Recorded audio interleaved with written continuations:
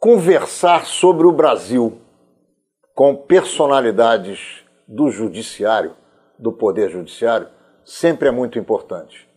O Brasil de hoje é o país onde se rasga a Constituição para oferecer a uma presidente empichada o direito de continuar elegível. O Brasil é o país onde se rasga a Constituição através de atividades do Senado, do Congresso Nacional e também do Supremo Tribunal Federal. Eu hoje vou conversar sobre o Brasil, sobre a justiça brasileira e sobre a sociedade brasileira com um juiz de direito, um homem inteligente que sabe das coisas, que é juiz cível da 6ª Vara Federal, que se chama Wilson Witzel. Wilson Witzel, meu querido, é um prazer, uma honra, uma alegria enorme receber você aqui nos estúdios de Menorá na TV e conversar contigo. Tudo bem com você? Tudo bem, Ronaldo. Olha, muito obrigado pelo convite, estar aqui conhecendo você presencialmente, que eu já o conhecia da história do nosso povo carioca, na sua atividade política, e estar aqui com você hoje é motivo de muita felicidade. Fico muito grato pelo convite e espero poder contribuir um pouquinho com aquilo que a gente conhece sobre o nosso país, sobre o nosso estado do Rio de Janeiro. Vai contribuir muito. Menorá na TV, entrando no ar mais uma vez.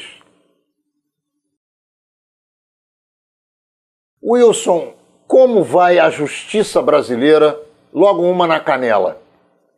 Olha, a justiça brasileira, apesar de haver muitas questões em aberto sobre como nós interpretamos as leis, ela vai muito bem. Nós somos os juízes mais produtivos do mundo. A Justiça Federal, especialmente, é a justiça mais produtiva do Brasil.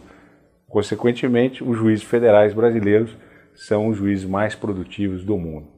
E a nossa produtividade ela é tão alta porque nós temos uma Constituição de 1988 que foi uma Constituição onde se colocou nela promessas que não poderiam ser cumpridas, mas não se explicou isso para o povo brasileiro, de que nós faremos uma Constituição com direitos infindáveis, como, por exemplo, o direito à saúde, o direito à educação, são direitos que estão na Constituição que todos nós deveríamos ter a garantia de ter uma saúde integral. E hoje, o Poder Judiciário entrega anualmente em torno de 7 bilhões de reais só para resolver o problema das questões da saúde que chegam ao Judiciário. Então, nossa produção ela é justificada por essa deficiência que nossos representantes e nossos administradores estão tendo em não conseguir cumprir aquilo que a Constituição determina. O Judiciário acabou sendo a busca contínua para essas promessas não cumpridas. E isso é um problema que gera a judicialização da vida, a judicialização da política, a judicialização da saúde, da educação, da segurança. E como a Constituição tem muitas normas que são amplas, os juízes acabam tendo uma margem de interpretação que é muito ampla. E aí cada um vai dar uma justificativa para a sua interpretação que é aceitável. E aí você vê decisões tão diferenciadas. Wilson, tem coisas que eu não consigo entender. Eu sou advogado de formação, jornalista, estou aqui diante de um magistrado que fez grande parte da sua carreira na área criminal. E eu quero perguntar a você o seguinte: eu tenho recebido aqui diversas personalidades de todas as tendências políticas. Gente de esquerda, gente de centro, gente de direita, advogados, juízes, parlamentares. Muita gente diz que a delação premiada é algo que não deveria existir na lei brasileira. Os que defendem essa tese dizem que há uma chantagem contra aquele que acaba sendo encurralado numa circunstância em que ele é obrigado, no final das contas, a bater com a língua nos dentes, a devastar toda a área criminosa da qual ele participou. isso, de uma forma chantageável ou chantagiosa, não deveria existir. Dizem esses defensores da não delação premiada ou da colaboração premiada.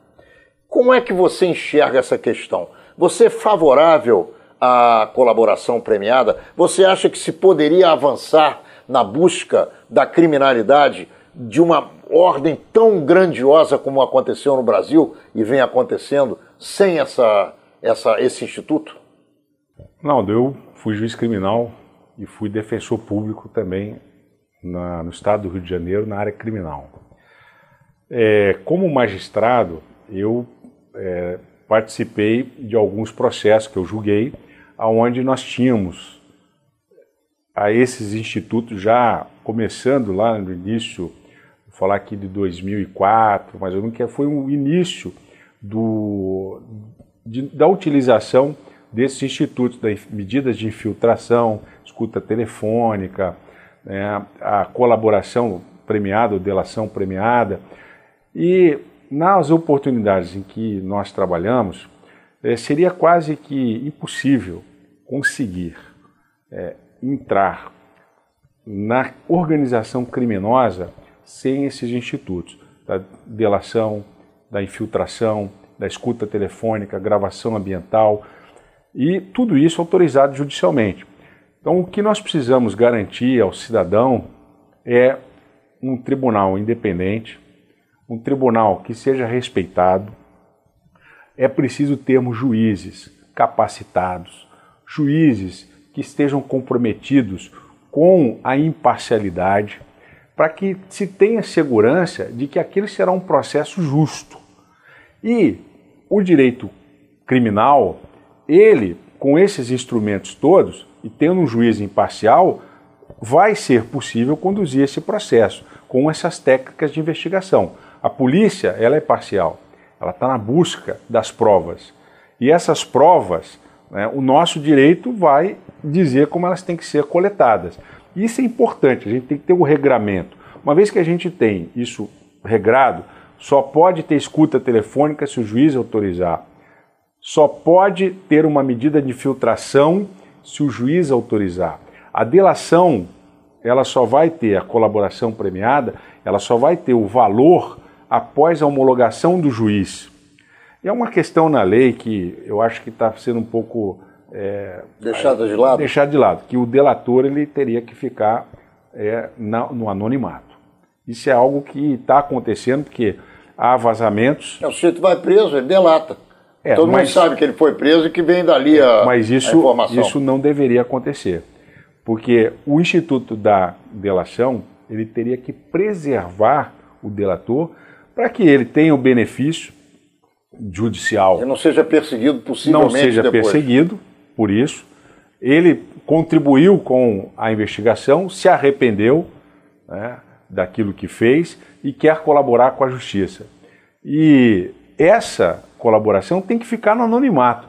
Então esse é um ponto que está na lei e que hoje eu não sei como que isso não está sendo respeitado. Isso é um grave erro, porque aí vem a violação do instituto legal. Se nós temos uma regulamentação que diz que o delator tem que ficar no anonimato, por quê? Uma vez delatado aquela questão, a polícia vai investigar outras provas. Aquela não vale nada, porque a delação ou a colaboração, ela, uma vez feita, ela deve ser mantida sigilosamente. As demais provas obtidas, essas sim vão servir para acusar os demais membros daquela organização criminosa. E aquele que colaborou vai ter efetivamente uma pena, e aquela pena que ele vai ter, ela tem que ser em decorrência do processo dele, que tem que ser mantido em sigilo. Mas isso não está acontecendo.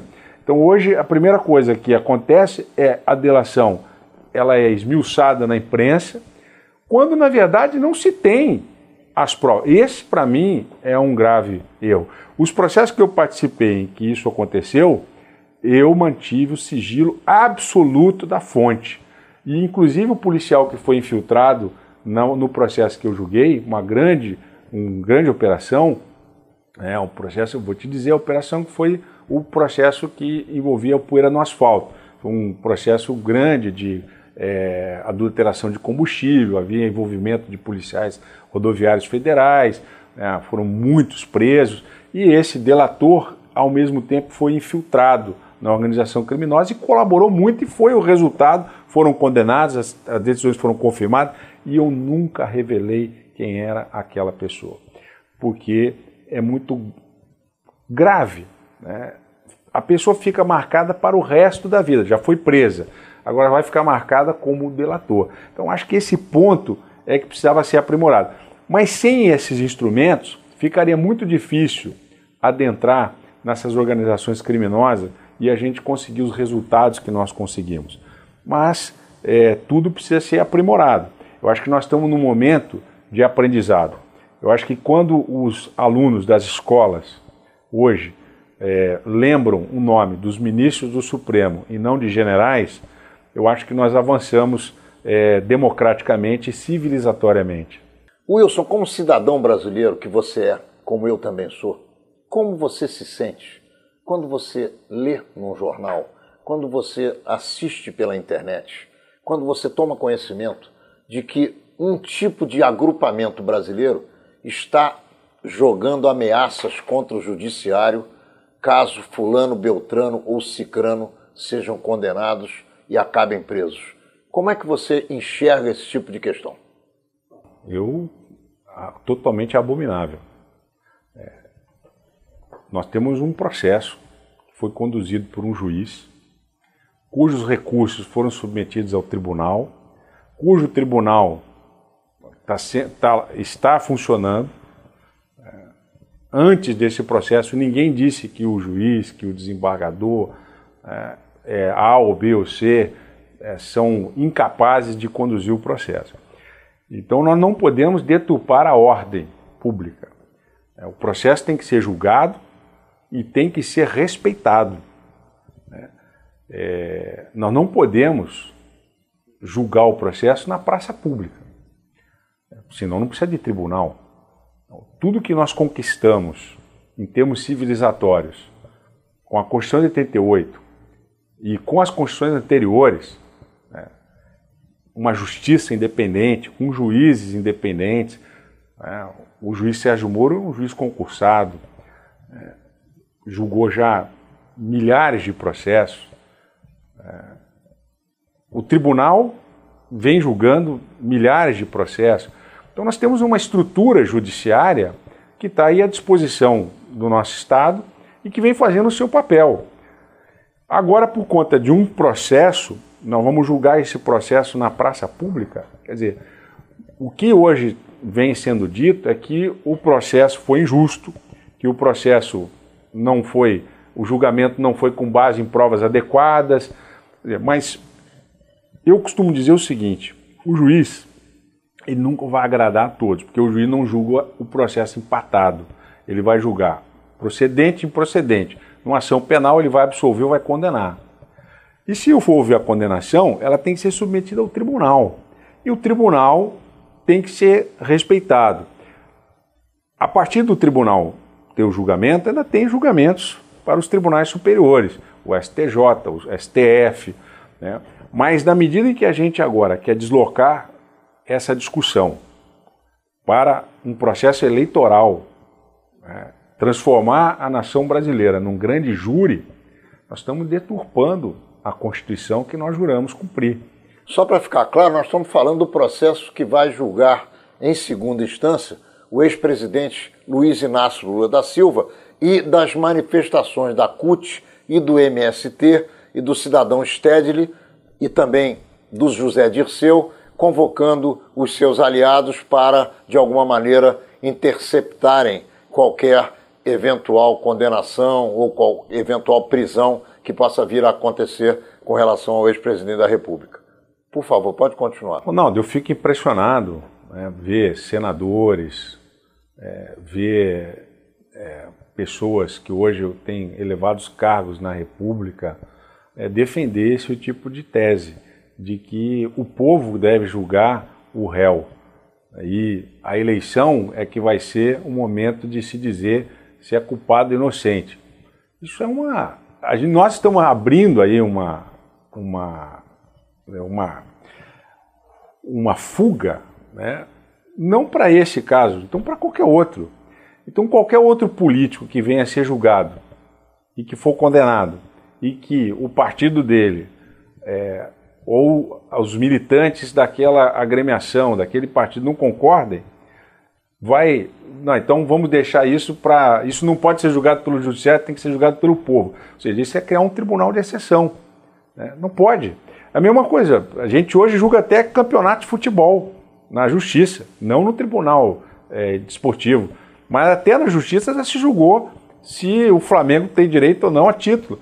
E aí a gente vai pegar o juiz e levar para o estádio e crucificar o juiz no estádio, né, porque ele julga, não tem cabimento. Qual é o crime que comete um cidadão que tem um mandato de senador e que convoca o povo à desobediência civil? Qual é o crime que ele está cometendo, não na minha, porque eu não tenho opinião, mas na sua avaliação? Não, na minha opinião, ele está cometendo um crime de responsabilidade.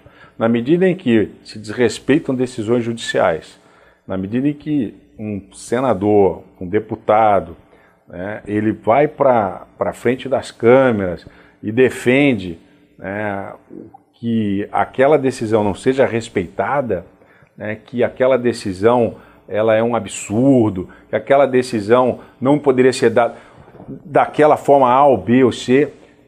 E esse tipo de discussão, ela está além dos limites da liberdade de expressão de um parlamentar.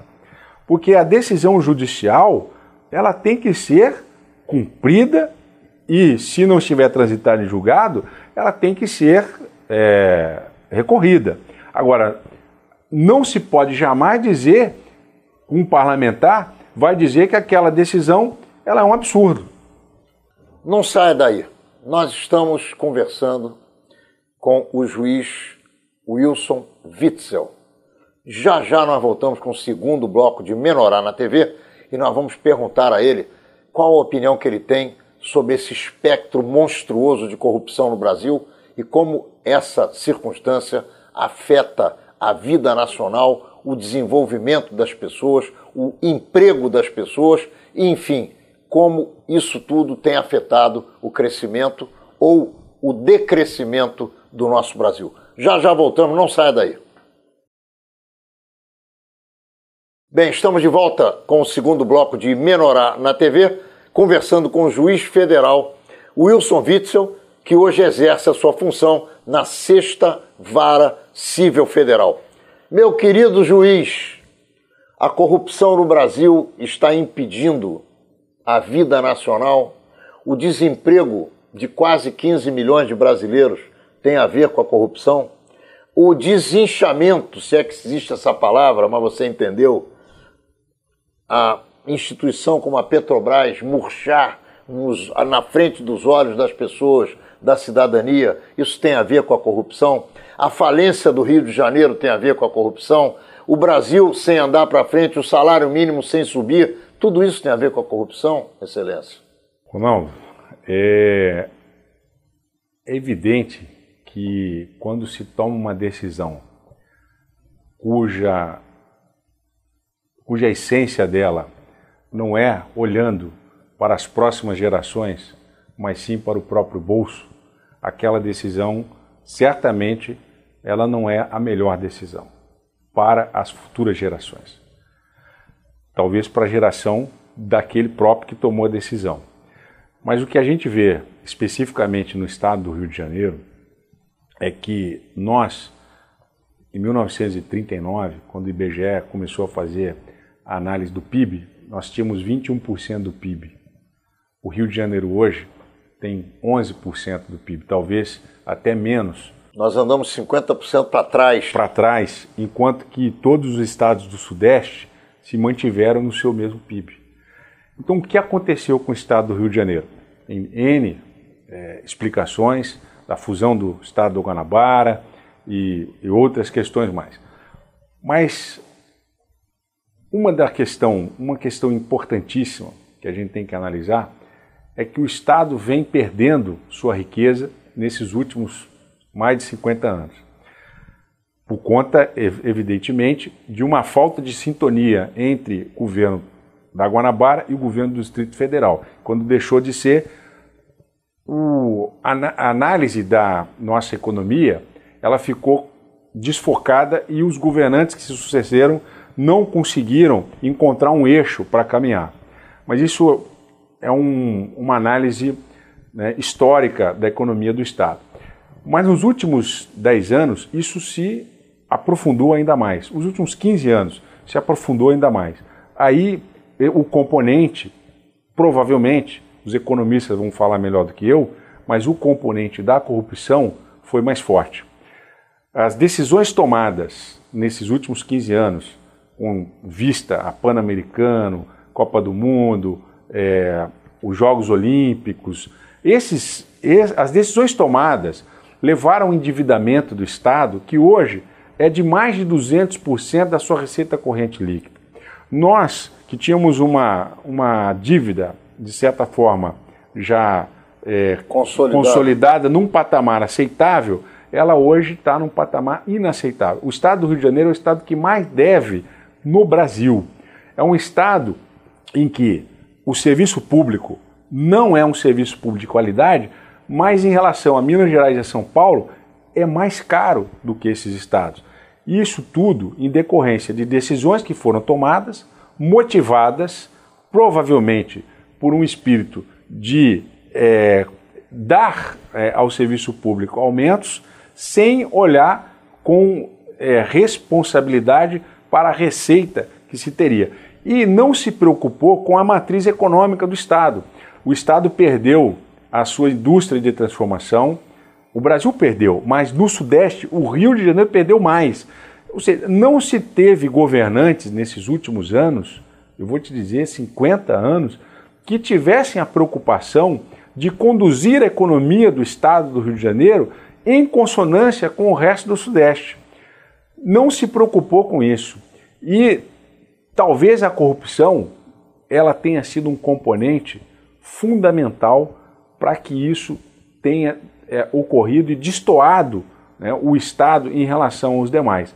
A gente vai para os estados vizinhos e vê a diferença, né? Essa diferença ela se traduz, né, na falta de uma política econômica que acompanhasse a economia do país como um todo e desse aos nossos moradores do Estado condições de emprego e de renda. Tanto que no Brasil hoje, o maior número de desempregados é no Estado do Rio de Janeiro, que chega perto de 1 milhão de pessoas. Wilson, olha que coisa curiosa. Há mais ou menos 7 anos passados, conta de mentiroso, mas são 7 anos, a população do Rio de Janeiro reelegeu o Sérgio Cabral com mais de 70%, quase 70% dos votos. 6 milhões de votos. Eu pergunto a você, ele fez um bom governo, independente das questões que o levaram à cadeia?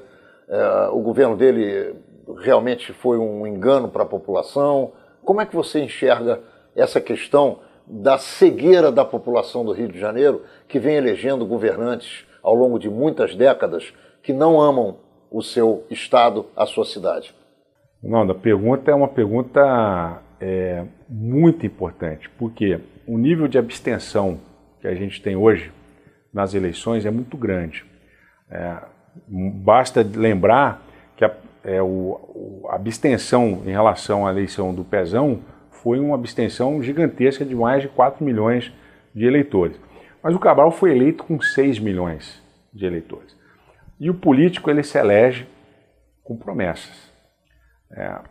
O político ele mostra para a população aquilo que ele vai fazer e traz as promessas. Quais foram as promessas que levaram o Sérgio Cabral a ter 6 milhões de votos? Primeiro, um arco partidário gigantesco. Havia uma relação muito boa com o governo federal e eu mostrei que o Estado do Rio de Janeiro, comentei aqui, que o Estado do Rio de Janeiro deve mais do que qualquer outro estado. Então foi trazido para o Rio de Janeiro muito dinheiro e esse dinheiro entrou vindo do governo federal, mas um dia a conta ia ter que ser paga. E a população não tem essa visão de que um dia a conta vai chegar, a fatura vai chegar.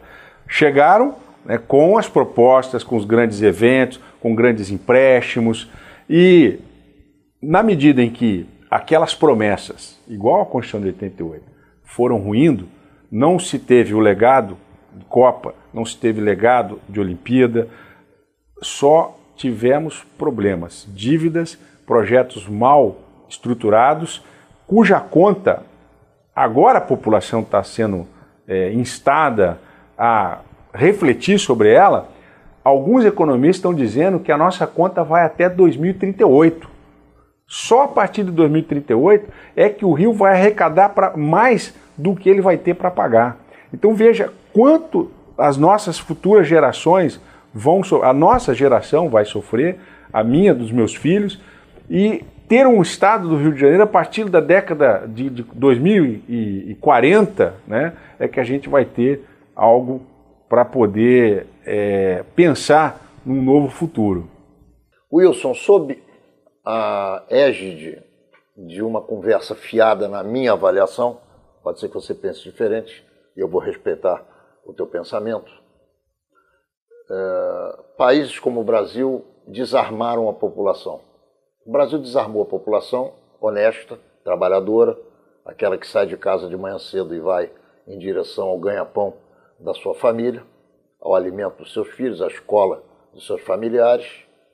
Enquanto isso, a população de bandidos está mais armada do que nunca e com armamento pesado, inclusive utilizado em guerras no Oriente Médio e na África, em outros países onde há guerras acontecendo no momento. Você é a favor ou é contra a população desarmada? Ronaldo, é uma pergunta extremamente importante que tem a ver, inclusive, com a cultura. Eu já fui aos Estados Unidos algumas vezes, tenho parentes que moram lá, onde existe uma cultura armamentística já enraizada naquele povo. E lá, os pais, desde tenra idade das crianças, ensinam as crianças o que é um armamento, para que serve, e a cultura da utilização do armamento na própria defesa e o uso do armamento é estimulado e é ensinado. Nós não temos essa cultura. Eu fui militar, tenho porte de arma como juiz, mas não uso arma. Por quê? Não basta você estar portando uma arma, você tem que saber usar essa arma. E para saber usar a arma, você precisa treinar. E nós não temos aqui hoje uma cultura de treinamento, não tem estande de tiro suficiente, não tem onde se praticar isso, não tem gente para instruir isso. Então, se você hoje começar a ter uma cultura, começar a estimular as pessoas a terem um armamento, vai comprar um armamento e é preciso ter responsabilidade com o armamento. Daqui a pouco nós vamos ter no trânsito o sujeito que briga com o outro, vai dar um tiro um na cara do outro. Vão ter gente morrendo por conta disso. A cultura do uso do armamento, ela precisa ser debatida, né? É preciso ser realista para dizer o que nós não podemos armar uma população que não sabe usar arma, porque o bandido sabe usar arma, ele treina, ele é treinado para aquilo. O que falta hoje, na maioria dos estados, é uma polícia preparada e armada na rua para enfrentar o crime organizado. O estado do Rio de Janeiro, por conta desse grande problema orçamentário, tem uma polícia que é metade do que deveria ser a polícia que nós precisamos. A polícia civil foi desestruturada, não consegue combater o crime organizado. A polícia militar hoje tem talvez 1/3 do efetivo que deveria ter. E esses homens, sim, preparados, armados, em condições de enfrentar o crime organizado, nós vamos ter uma redução drástica do crime organizado. O Rio de Janeiro hoje tem índices alarmantes de homicídio, 35, 38 pessoas por cada 100 mil habitantes.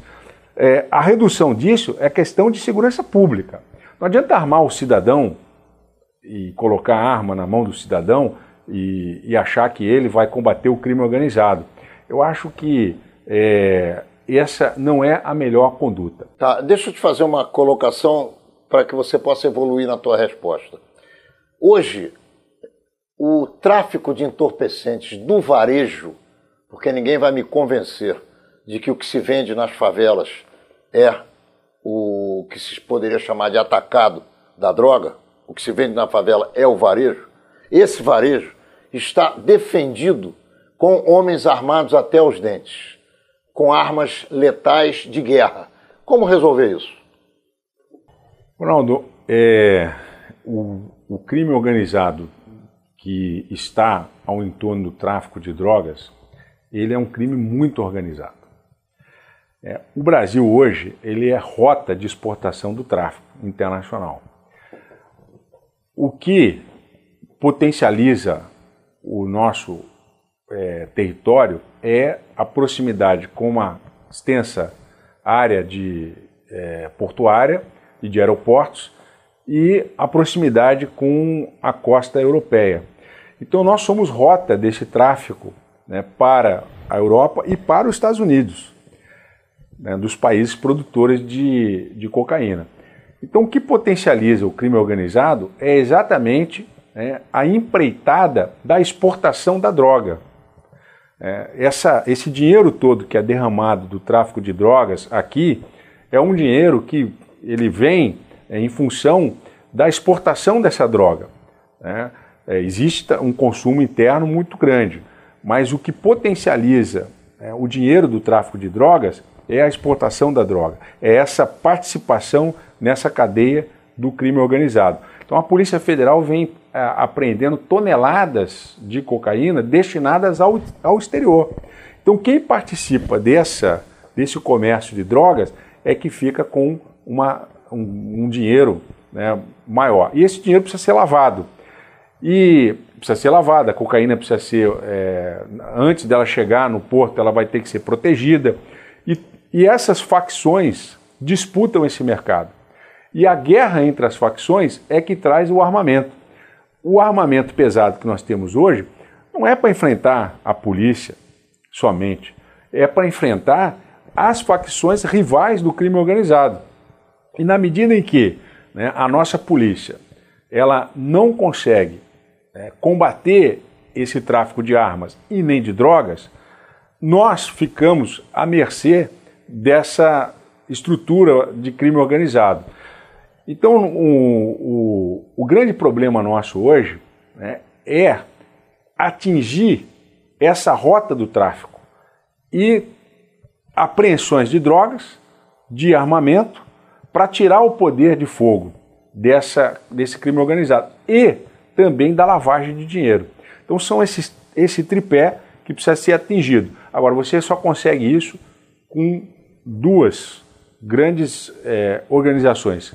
A estrutura da Polícia de Investigação, que é civil, e com a Polícia Federal.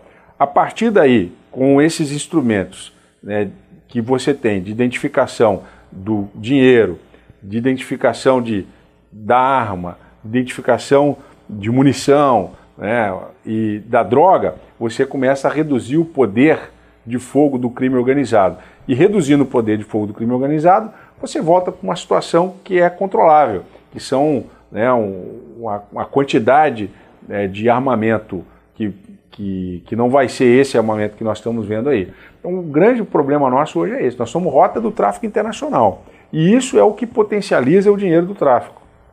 Muito bem, nós estamos encerrando o segundo bloco de Menorá na TV com o juiz Wilson Witzel. E nós vamos partir para o terceiro bloco, onde eu vou perguntar a ele como se resolve o problema do Rio de Janeiro na área de saneamento básico, porque ele é juiz e ele sabe, na área da educação e principalmente na área da saúde e da segurança pública. Não saia daí, já voltamos. Estamos de volta com Menorá na TV, em conversa com Sua Excelência, o juiz federal de direito, hoje na 6ª Vara Civil Federal, Wilson Witzel. E eu pergunto, meu querido Wilson, dizendo a você o seguinte, conversando com Darcy Ribeiro, na época em que eu presidia a Federação Israelita e ele estava vivo, ele um dia me disse o que ele disse em público para muitas pessoas e nos jornais, televisões da época. se nós não construímos escolas, ele defendia o Brizolão, o CIEP, se nós não construímos escolas agora, nós vamos ter que construir muitos presídios, vai faltar dinheiro para presídio. Como se resolve o problema da educação no Rio de Janeiro, hein, meu amigo? Ronaldo, como a gente tinha falado nos blocos anteriores, nós temos um problema de receita. O Rio de Janeiro, o estado do Rio de Janeiro, é o mesmo território da Holanda. Nós temos a mesma população da Holanda, né, em torno de 14 milhões de habitantes, 14, 15 milhões, e nós temos um PIB do estado do Rio de Janeiro que é de 200 bilhões de dólares. O PIB da Holanda é de 700, quase 800 bilhões de dólares. Então, a receita, né, que nós temos hoje, em termos de para prestar o serviço de saúde, de educação, de segurança, ela está muito aquém da nossa necessidade. Nós não temos essa receita para poder fazer aquilo que é necessário fazer. Como eu falei, o Rio vem perdendo a sua riqueza, e perdendo muito. E a população não declinou, a população aumentou e vai continuar aumentando. Não numa progressão como vem aumentando, mas vai aumentar. Mas isso tem solução? A solução é melhorar a nossa matriz econômica. É como eu falei, nós não vamos conseguir resolver o problema do Estado em 4, 8, 10, 12. Economistas dizem que nós vamos levar até 2038 para conseguir 20 anos. Reverter. Nós estamos sentando em 2018. São 2 décadas para reverter o problema que nós temos hoje. Mais dívida do que receita. Então, diante desse horizonte, é preciso priorizar. É preciso que aquele que vai administrar o Estado a partir de 2019, ele tenha prioridades no atendimento de determinadas demandas. E a demanda da educação, ela é fundamental, porque é através da educação que você gera condições da pessoa se inserir no mercado de trabalho. E é através da educação que a gente consegue com que as crianças tenham uma visão mais adequada da política e de tudo mais. Então ele tem que priorizar. E para conseguir fazer com que a educação, a saúde e a segurança recebam esses recursos, é preciso investir na nossa economia de forma criativa, mesmo com o tempo que nós vamos levar para conseguir superar esse problema do nosso endividamento, é preciso investir na nossa matriz econômica para recuperá-la. E isso a gente consegue fazer. Ô Wilson, olha só, nós estamos gravando esse programa no centro de Copacabana. Nós estamos no posto 4. Temos 2 postos para cima, até o posto 6, e mais 3 postos e meio para baixo, até o posto 1.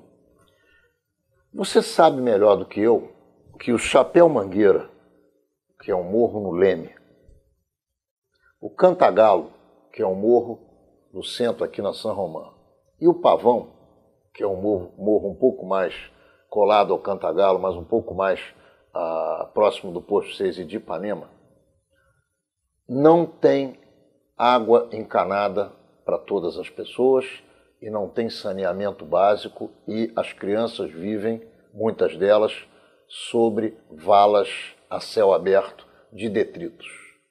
Você acha que tem cabimento, no século XXI, a cidadania do Rio de Janeiro ter que conviver com esse tipo de questão que não é resolvida porque está embaixo da terra e não dá voto? Eu pergunto a você. Não, certamente, a questão do saneamento nas áreas de comunidade é gravíssimo.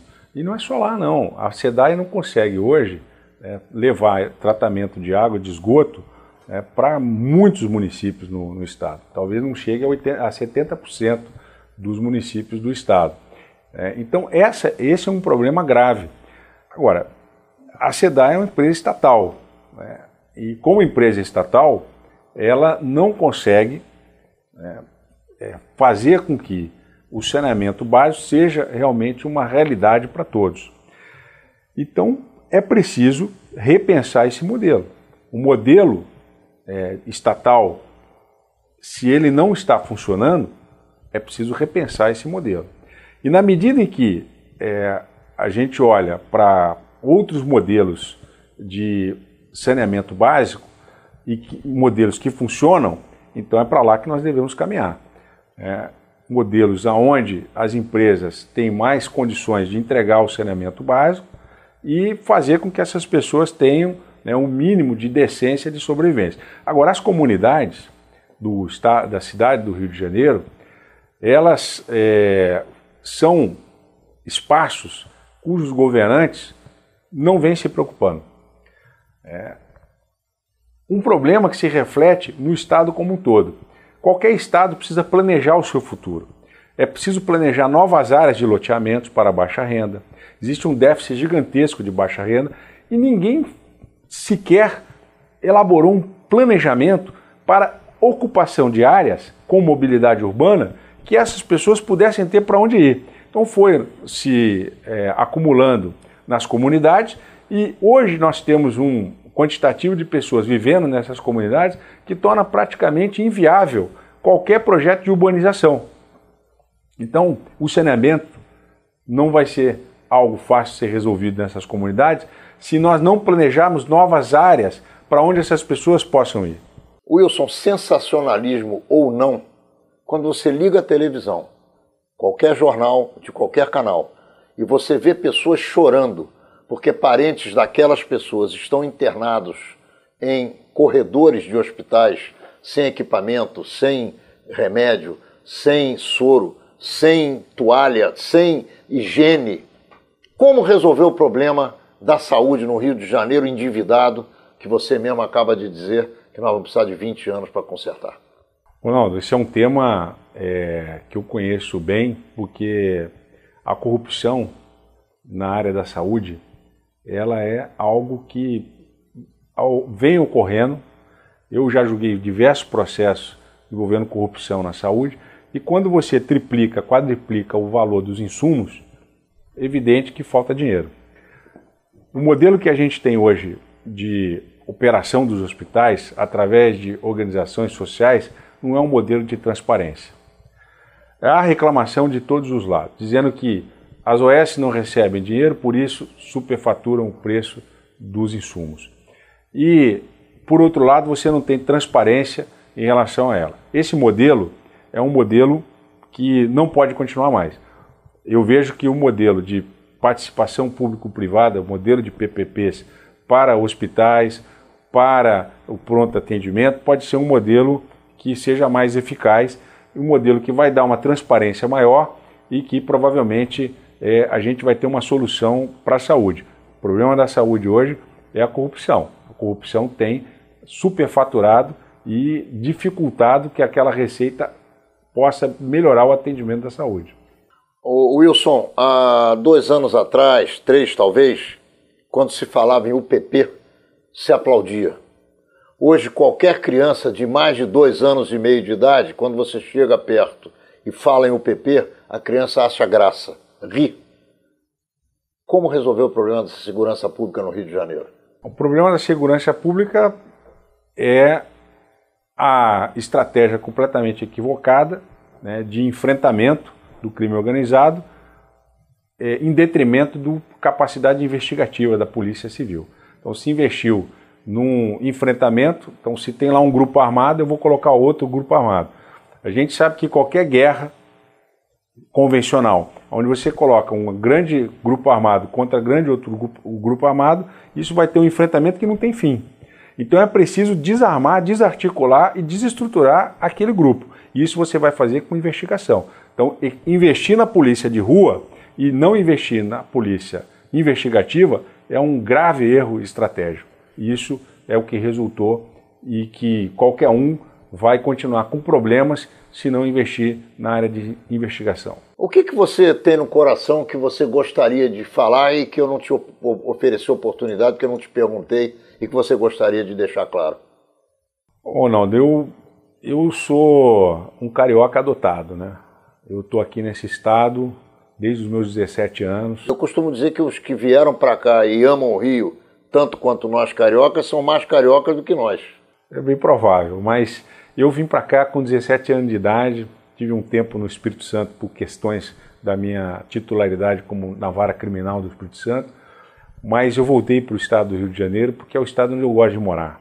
Eu gosto das praias, eu gosto de passear em Copacabana, eu gosto de trazer as pessoas para cá, levar no bondinho, levar no Cristo. E falo do interior do estado, eu gosto do interior, eu gosto de Friburgo, gosto de Macaé, uma cidade que hoje está completamente abandonada por conta dos problemas da corrupção nessa área do petróleo e gás, né? Gosto lá do noroeste do nosso estado, de Itaperuna, fui juiz em Itaperuna, né? Gosto de Varriçai, né? Então, o estado do Rio de Janeiro é um estado lindíssimo, é um estado que me acolheu, um estado que eu estou criando meus filhos aqui e me dá muita tristeza, né, ver o que o estado do Rio de Janeiro se transformou.